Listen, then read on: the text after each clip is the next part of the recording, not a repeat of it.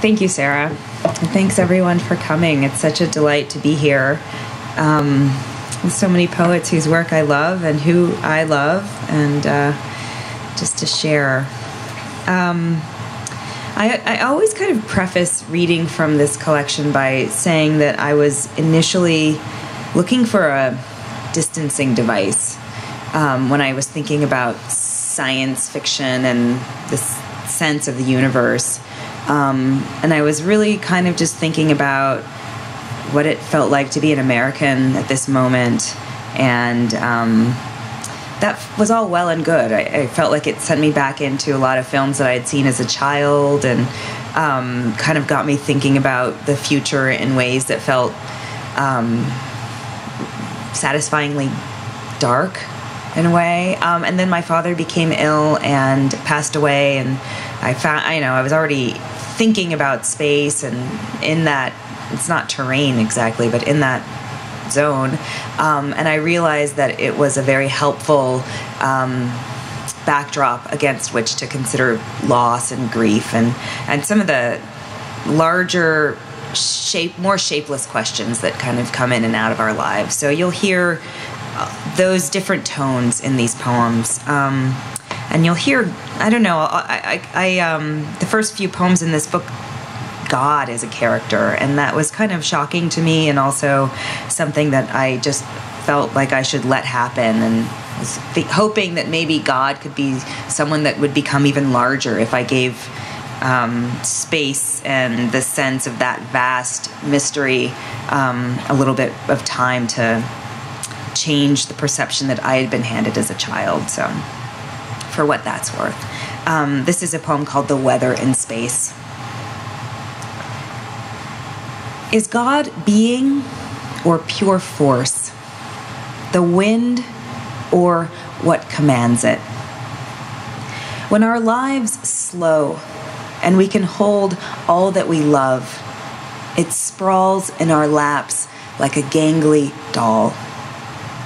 When the storm kicks up and nothing is ours, we go chasing after all we're certain to lose.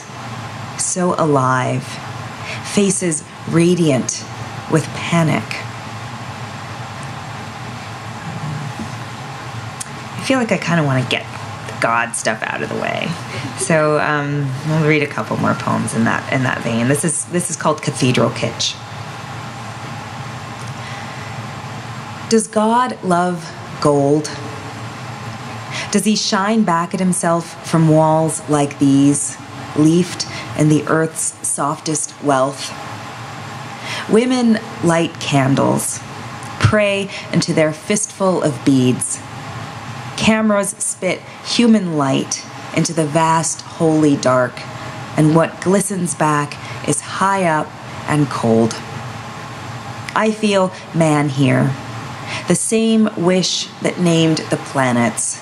Man with his shoes and tools, his insistence to prove we exist, just like God, in the large and the small, the great and the frayed, in the chords that rise from the tall brass pipes, and the chorus of crushed cans someone drags over cobbles in the secular street.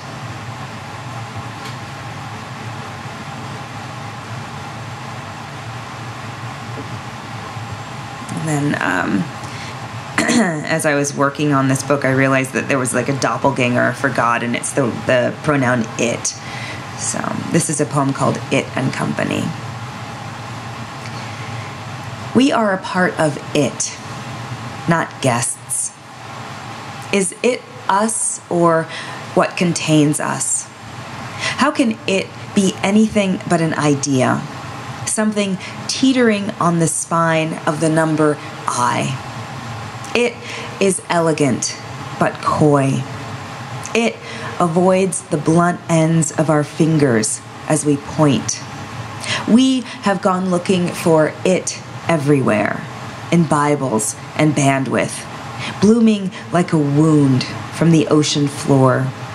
Still, it resists the matter of false versus real. Unconvinced by our zeal, it is unappeasable. It is like some novels, vast and unreadable. Oh, I did a reading recently in New York City with an artist, a photographer named Trevor Paglin, and he was talking about a book project that he's just completed, and it's more than a book. There's a series of 100 photographs that have been etched onto a gold disc and drilled into the side of a satellite, a cable satellite that's going to be launched into orbit any day now.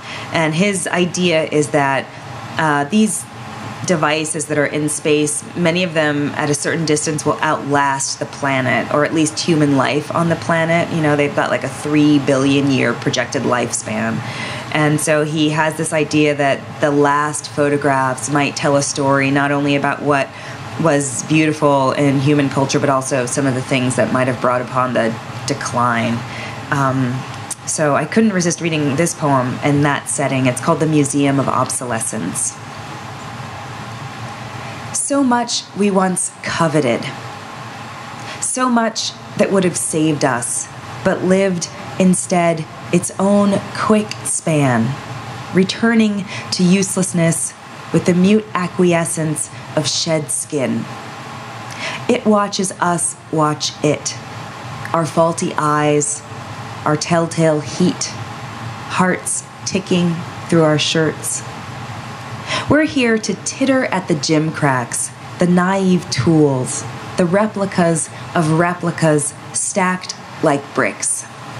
There's green money and oil in drums, pots of honey pilfered from a tomb, books recounting the wars, maps of fizzled stars.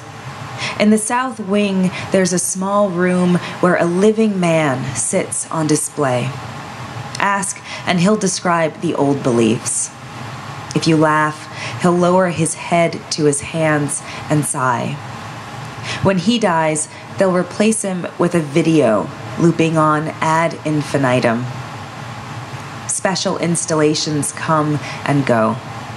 Love was up for a season, followed by illness, concepts difficult to grasp. The last thing you see after a mirror, someone's idea of a joke, is an image of the old planet taken from space. Outside, vendors hawk t-shirts, 3 for $8. So I mentioned science fiction films that I watched, like Soylent Green and Omega Man and the beautiful 2001 A Space Odyssey, and somehow Charlton Heston was like popping up in so many of these that I ended up watching like Ben-Hur and the Ten Commandments again too, just for the heck of it. And so there's a poem called My God, It's Full of Stars that I don't know, is attempting to bring some of the wake of that sweep in. So I'll read some of that.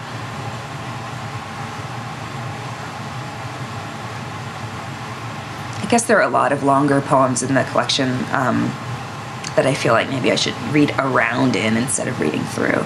So, My God, It's Full of Stars. I'll start in the section where Charlton Heston appears. Charlton Heston is waiting to be let in. He asked once, politely, a second time with force from the diaphragm. The third time, he did it like Moses, arms raised high, face an apocryphal white. Shirt crisp, suit trim, he stoops a little, coming in, then grows tall. He scans the room. He stands until I gesture, then he sits. Birds commence their evening chatter. Someone fires charcoals out below. He'll take a whiskey, if I have it, water, if I don't. I ask him to start from the beginning, but he goes only halfway back. That was the future once, he says, before the world went upside down. Hero, survivor, God's right-hand man. I know he sees the blank surface of the moon where I see a language built from brick and bone. He sits straight in his seat, takes a long, slow, high thespian breath, then lets it go.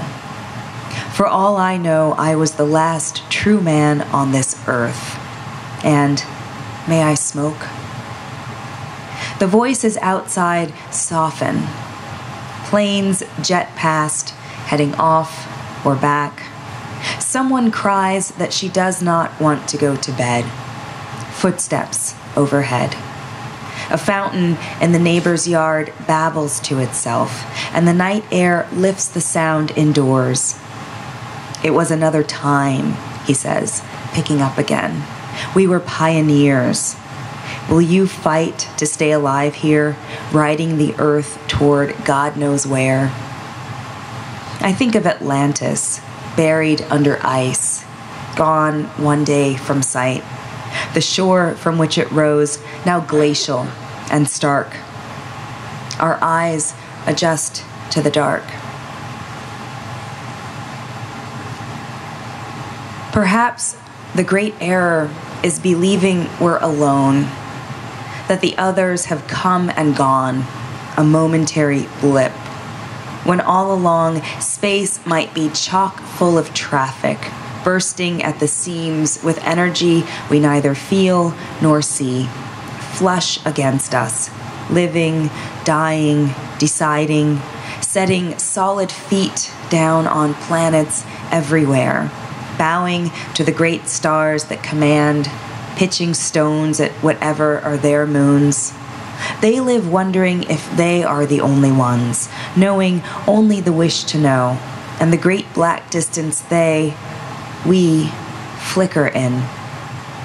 Maybe the dead know, their eyes widening at last, seeing the high beams of a million galaxies flick on at twilight, hearing the engines flare, the horns not letting up, the frenzy of being. I want it to be one notch below bedlam, like a radio without a dial, wide open so everything floods in at once, and sealed tight so nothing escapes, not even time, which should curl in on itself and loop around like smoke, so that I might be sitting now beside my father as he raises a lit match to the bowl of his pipe for the first time in the winter of 1959. In those last scenes of Kubrick's 2001, when Dave is whisked into the center of space, which unfurls in an aurora of orgasmic light before opening wide like a jungle orchid for a love-struck bee, then goes liquid, paint in water, and then gauze wafting out and off before finally the night tide, luminescent and vague, swirls in and on and on. In those last scenes, as he floats above Jupiter's vast canyons and seas, over the lava-strewn plains and mountains packed in ice, that whole time he doesn't blink. In his little ship, blind to what he rides, whisked across the wide screen of unparceled time, who knows what blazes through his mind? Is it still his life he moves through, or does that end at the end of what he can name? On set, it's shot after shot till Kubrick is happy. Then the costumes go back on their racks, and the great gleaming set goes black. When my father worked on the Hubble telescope, he said they operated like surgeons, scrubbed and sheathed in papery green, the room a clean cold and bright white. He'd read Larry Niven at home and drink scotch on the rocks, his eyes exhausted and pink. These were the Reagan years, when we lived with our finger on the button and struggled to view our enemies as children. My father spent whole seasons bowing before the oracle eye, hungry for what it would find. His face lit up whenever anyone asked, and his arms would rise as if he were weightless, perfectly at ease in the never-ending night of space. On the ground, we tied postcards to balloons for peace. Prince Charles married Lady Di. Rock Hudson died. We learned new words for things. The decade changed. The first few pictures came back blurred, and I felt ashamed for all the cheerful engineers, my father and his tribe. The second time, the optics jibed. We saw to the edge of all there is. So brutal and alive, it seemed to comprehend us back. You can't call a book Life on Mars without kind of outing yourself as somebody who's been obsessed with David Bowie for a long time. And also, it's sort of this pathetic cry into the distance, hoping it will be answered by, none other. Hasn't happened, but I'll just read, I'll read a couple of sections of a poem called Don't You Wonder Sometimes, which is kind of like a straight up homage to Bowie. He leaves no tracks, slips past quick as a cat. That's Bowie for you, the Pope of pop, coy as Christ. Like a play within a play, he's trademarked twice. The hours plink past like water from a window AC. We sweat it out, teach ourselves to wait. Silently, lazily, collapse happens, but not for Bowie. He cocks his head, grins that wicked grin. Time never stops, but does it end? And how many lives before takeoff, before we find ourselves beyond ourselves, all glam glow, all twinkle and gold? The future isn't what it used to be. Even Bowie thirsts for something good and cold. Jets blink across the sky like migratory souls. Bowie is among us, right here in New York City, in a baseball cap and expensive jeans, ducking into a deli, flashing all those teeth at the doorman on his way back up. Or he's hailing a taxi on Lafayette as the sky clouds over at dusk. He's in no rush, doesn't feel the way you'd think he feels, doesn't strut or gloat, tells jokes. I've lived here all these years and never seen him, like not knowing a comet from a shooting star. But I'll bet he burns bright, dragging a tail of white-hot matter the way some of us track tissue back from the toilet stall.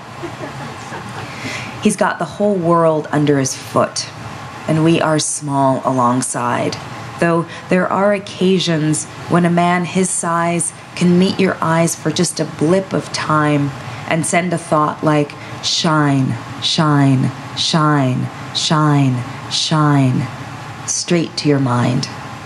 Bowie, I want to believe you, want to feel your will like the wind before rain, the kind everything simply obeys, swept up in that hypnotic dance, as if something with the power to do so had looked its way and said, go ahead.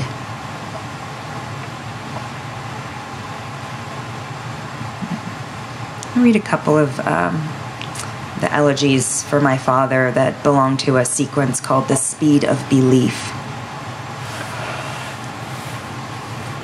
I didn't want to wait on my knees in a room made quiet by waiting, a room where we'd listen for the rise of breath, the burble in his throat. I didn't want the orchids or the trays of food meant to fortify that silence, or to pray for him to stay, or to go then finally toward that ecstatic light. I didn't want to believe what we believe in those rooms, that we are blessed, letting go, letting someone, anyone, drag open the drapes and heave us back into our blinding, bright lives.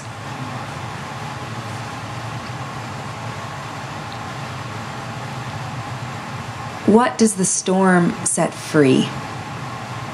Spirits stripped of flesh on their slow walk. The poor in cities learn when there is no place to lie down, walk. At night, the streets are minefields. Only sirens drown out the cries. If you're being followed, hang on to yourself and run. No, walk. I wandered through evenings of lit windows, laughter inside walls. The soul steps amid street lamps, errant stars. Nothing else below walked. When we believed in the underworld, we buried fortunes for our dead. Low country of dogs and servants, where ghosts in gold-stitched robes walk. Old loves turn up in dreams, still livid at every slight. Show them out. This bed is full. Our limbs tangle in sleep, but our shadows walk.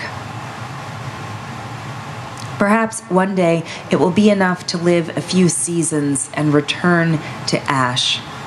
No children to carry our names, no grief. Life will be a brief, hollow walk.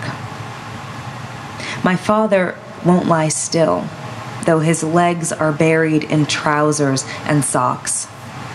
But where does all he knew, and all he must now know, walk?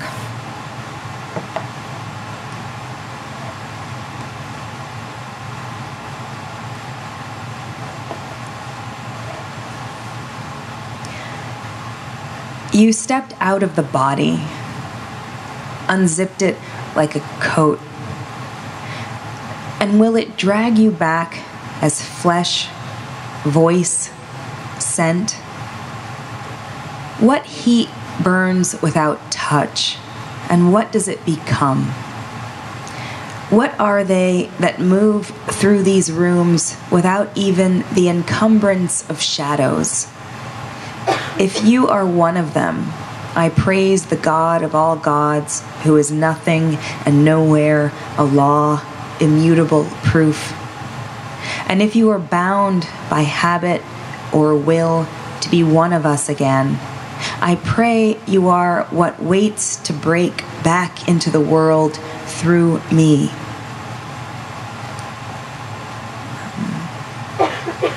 So I guess I feel like sometimes a poem is the thing that I am comfortable with in terms of trying to figure stuff out that bothers me and upsets me. And so I find myself quite a lot kind of letting what I've heard on the radio and read in the newspaper into that process. And so this is a poem. This is the title poem, Life on Mars.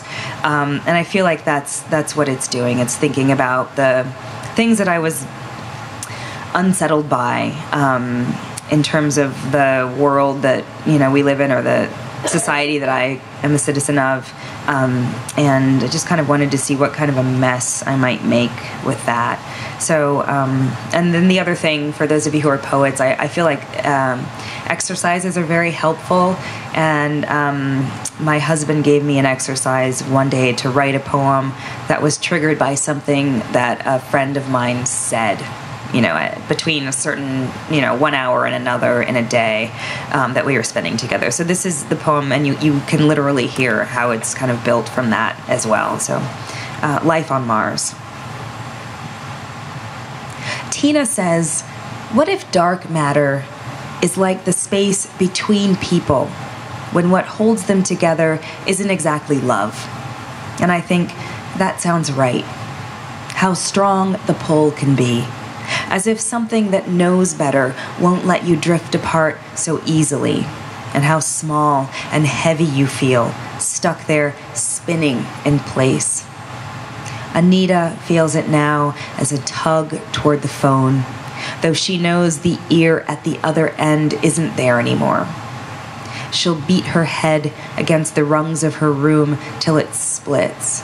and the static that seeps out will lull her to sleep, where she'll dream of him, walking just ahead beside a woman whose mouth spills O after O of operatic laughter.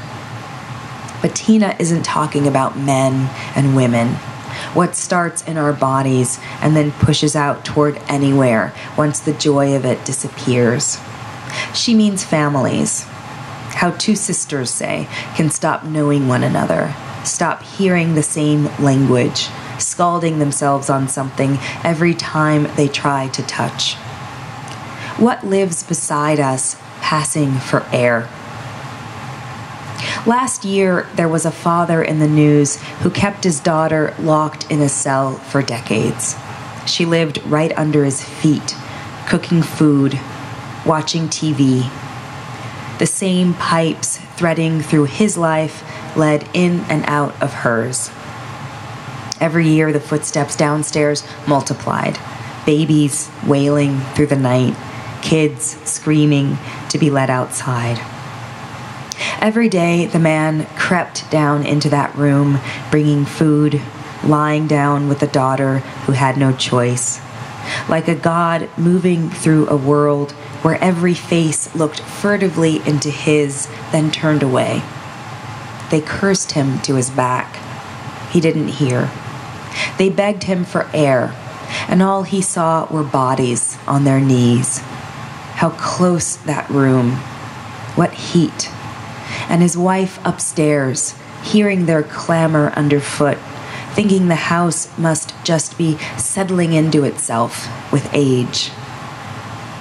Tina says dark matter is just a theory, something we know is there but can't completely prove.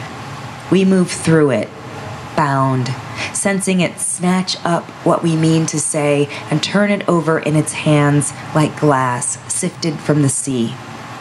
It walks the shore, watching that refracted light dance back and forth before tossing whatever it was back to the surf. How else could we get things so wrong? Like a story hacked to bits and told in reverse. He grabbed my blouse at the neck.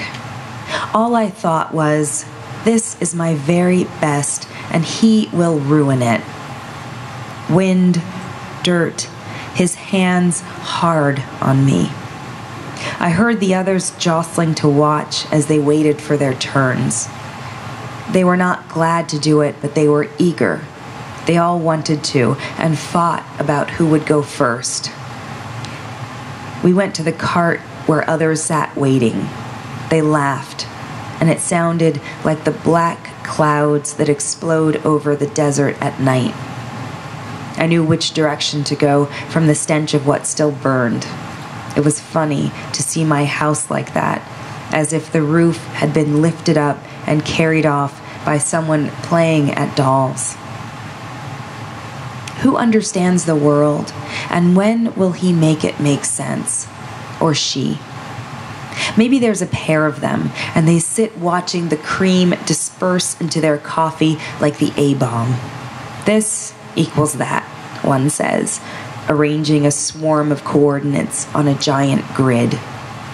They exchange smiles. It's so simple, they'll be done by lunchtime. We'll have the whole afternoon to spend naming the spaces between spaces, which their eyes have been trained to distinguish. Nothing eludes them. And when the nothing that is something creeps toward them, wanting to be felt, they feel it. Then they jot down equation after equation, smiling to one another, lips sealed tight. Some of the prisoners were strung like beef from the ceilings of their cells. Gus was led around on a leash, dragged. Others were ridden like mules. The guards were under a tremendous amount of pressure. Pretty disgusting. Not what you'd expect from Americans. Just kidding. I'm only talking about people having a good time, blowing off steam. The earth beneath us, the earth around and above, the earth pushing up against our houses, complicit with gravity, the earth ageless, watching us rise and curl, our spades, our oxen, the jagged lines we carve into dirt, the earth nicked and sliced into territory, hacked and hollowed, stoppered tight, tripwire, the earth ticking with mines, patient, biding its time, the earth floating in darkness, suspended in spin, the earth gunning it around the sun, the earth we ride in disbelief, the earth we plunder like thieves, the earth caked to mud in the belly of a village with no food, burying us, the earth coming off on our shoes. Tina says, we do it to one another every day, knowing and not knowing. When it's love, what happens feels like dumb luck. When it's not, we're riddled with bullets, shot through like ducks.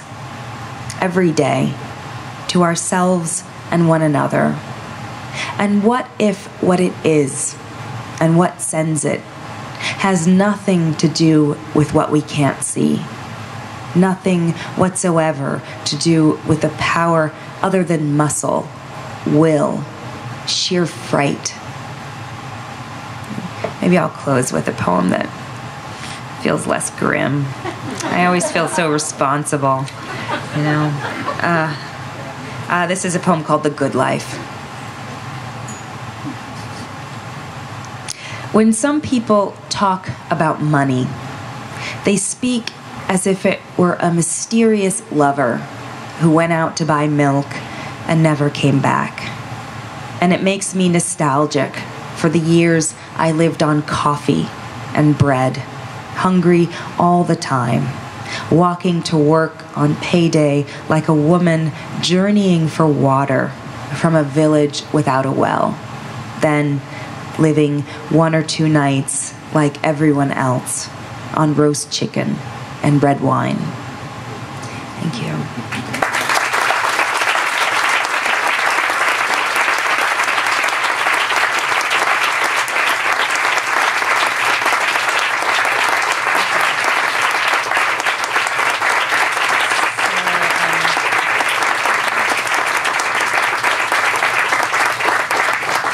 If you have questions, I'm happy to see what happens.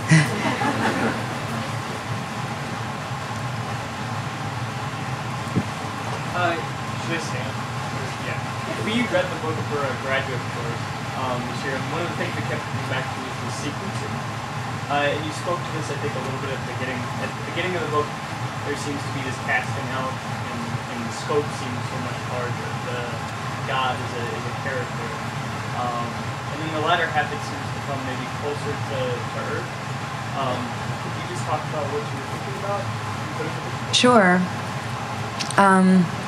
I think that you know, the reach of the imagination and trying to create some sort of language for the, you know, we've seen images now of what we belong to, but there's still not been a real explanation, like what? So those poems, I felt like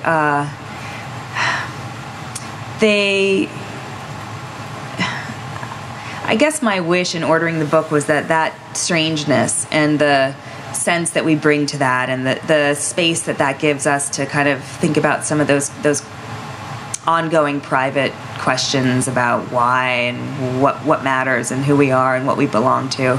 I thought that maybe working in that scope might create a sense of lasting strangeness or like feeling of being alien that might shed a helpful light on the world that we do know.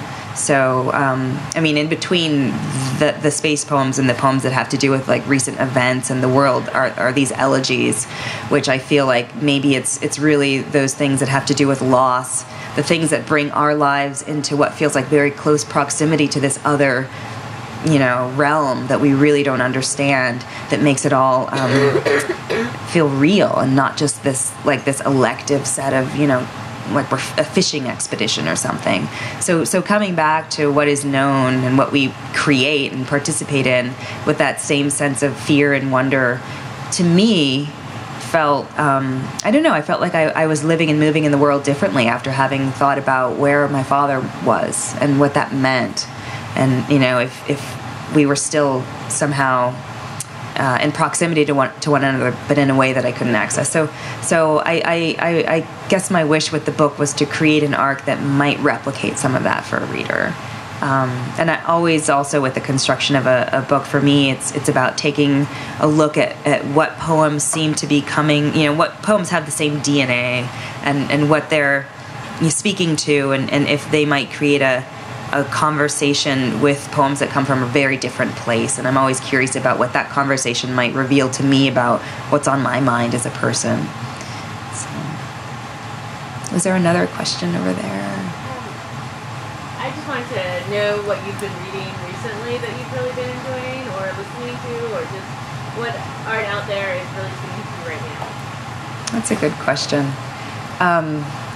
So I don't get a chance to read a whole lot of fiction during, I don't know why, it's just lazy or something, during the year when I'm teaching poetry. So I read a few novels this summer. I read The Marriage Plot, Jeffrey Eugenides, and Nell Freudenberger's novel, The Newlyweds. I guess there's a theme there.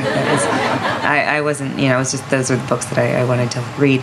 And then in terms of poetry, there are so many wonderful recent books that have caught my attention. There was a book called Engine Empire by a poet named Cathy Park Hong that is just epic in a way. She moves from, you know, she's also thinking about genre in a way. The Western plays a big part in the beginning of the book, and then she moves toward this very dystopic, futuristic sense of, you know, a modern city. But she also does such smart things with thinking about the technology that we live with. And I mean, science fiction does this anyway. It thinks about what we want and what we have, you know, we're capable of, and then extrapolates from that. So in her book, there's something called the cloud, which, you know, there is a cloud that my music is on and my photos are on, but she extends that to a place where our thoughts also kind of have interface with other thoughts. And it's just a really astounding book, and the lexicon is very strange. There's a language that emerges that feels very organic, but it's also different from what we live in. So those are a few books.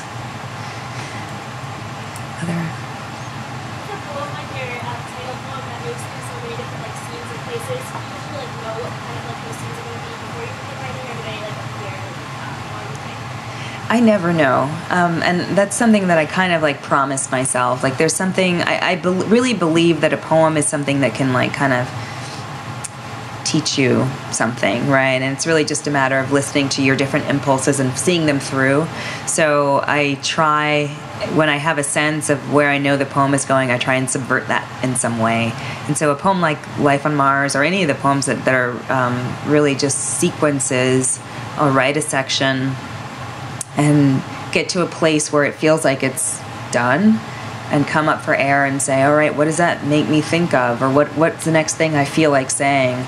Sometimes it's wrong, you know, sometimes I'll write a section and then later, sometimes even after the poem is published, I'll realize that doesn't really belong, and I'll have to kind of like put it in another place. But I kind of like trusting the momentum that occurs when you're composing and seeing what that points toward. Do you like think about the topics you write, or are you just struck by them? Well, it's both.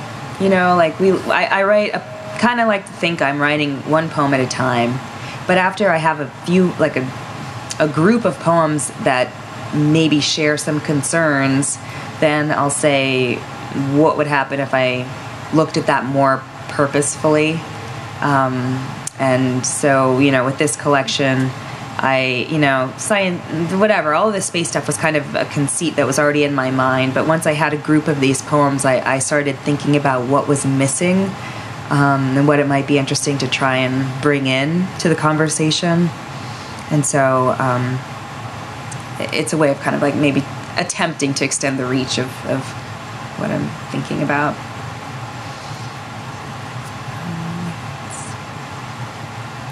Okay, well, thank you. Thanks a lot.